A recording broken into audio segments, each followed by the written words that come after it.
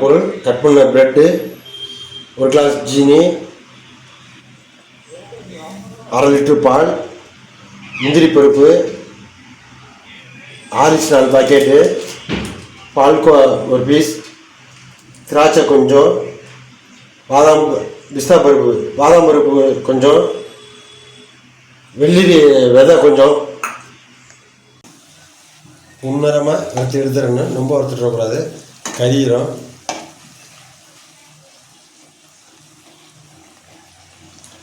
வறுத்துருச்சு பாருங்கள், எடுத்துடணும். கொஞ்சம் வறுத்து முந்திரி திராட்சை பாதாம் வறுத்து எடுத்துக்கணும். கொஞ்சம்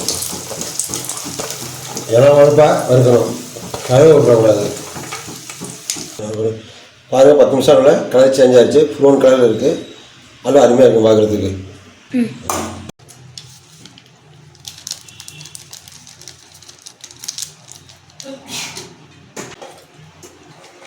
வறுத்து வச்சா பாதாம் முந்திரி போட்டு தான்.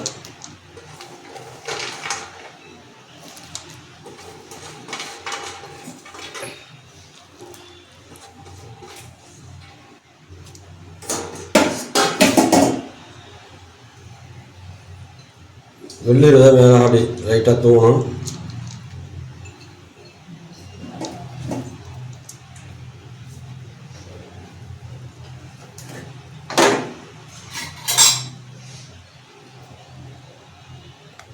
நெய் 3 ஸ்பூன்,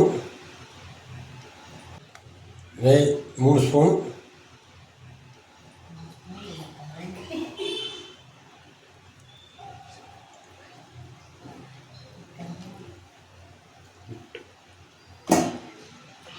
ஸ்லோ ஃப்ளேமில் வச்சுருக்கணும், ஹை ஃப்ளேமில் வச்சிடக்கூடாது. ஸ்லோவாக வச்சு பண்ணிங்கன்னா நல்லாயிருக்கும்.